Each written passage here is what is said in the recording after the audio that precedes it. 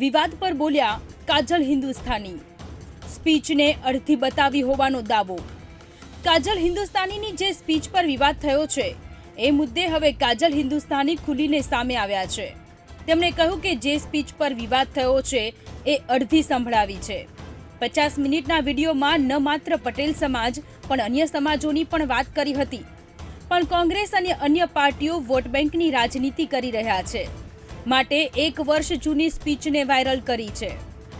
Congress party અને આમ આદમી પાર્ટીના રિપ્રેઝેન્ટેટિવ જે પોતાને પટેલ સમાજના ઠેકેદાર બનાવીને બેઠા છે, એ લોકોને તો મારે પ્રશ્ન છે કે શું તમે લવ જિહાદને માનો છો કે નથી માનતા?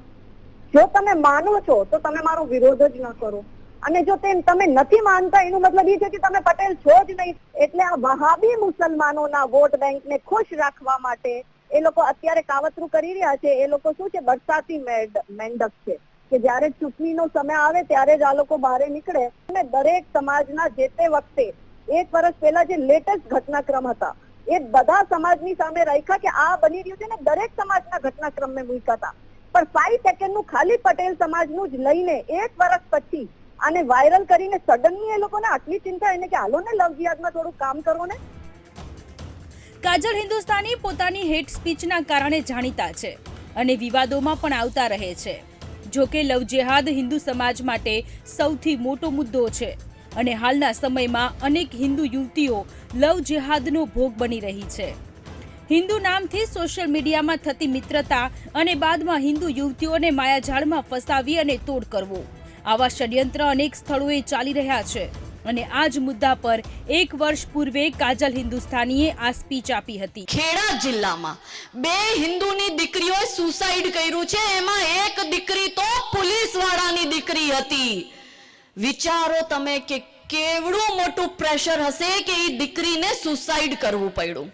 ભાઈઓ, કેટલા ખરાબ સમયથી આપણે પસારી રહ્યા છે। તમે બંગાળ અને કેરલાની વાત કરો છો, ગુજરાત જેવા રાજ્યમાં પહેલા આખા વર્ષમાં જેટલા લવ જિહાદના કેસ અમારી પાસે નતા આવતા એટલા કેસ 1 મહિનાથી પણ ઓછા ટાઈમમાં આવી ગયા છે। હિન્દુત્વના ગઢમાં કોઈ લવ જિહાદની દીકરીને કોઈ કાજલ હિન્દુસ્તાની બચાવવા જ વહી જાય છે તો એ હિન્દુત્વના ગઢમાં કાજલ હિન્દુસ્તાનીને જેલ ભેગી કરવામાં આવી જાય છે તો વિચારી લ્યો કે તમે કેટલી ખરાબ પરિસ્થિતિથી નીકળી ગયા છો।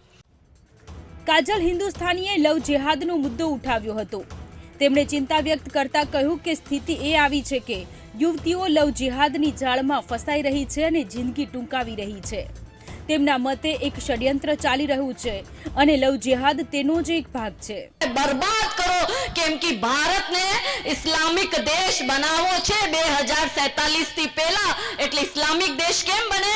તો લવ જિહાદ કરો, એ લોકોના મંદિરો ઉપર કબજા કરો, એ લોકોનું ધર્માંતરણ કરાવો, એ લોકોના પરિવારને બરબાદ કરો, કેમ કે ભારતીય પરિવાર વ્યવસ્થા માનવતાની સૌથી મોટી દેન છે ને એ પરિવારને ખતમ કરો, દેશ ઓટોમેટિક ખતમ થશે। અને પરિવારને ખતમ કરવા માટે એના બહેનો અને દીકરીઓના મગજ ખતમ કરી નાખો, ખરાબ કરી નાખો, દેશ ઓટોમેટિક ખતમ થશે, કુટુંબ વ્યવસ્થા ઓટોમેટિક ખતમ થશે, પરિવાર ઓટોમેટિક ખતમ થશે। આ જ ષડયંત્ર ચાલી રહ્યું છે। કાજલ હિન્દુસ્તાનીએ સોશિયલ મીડિયા પર ઘણા એક્ટિવ છે।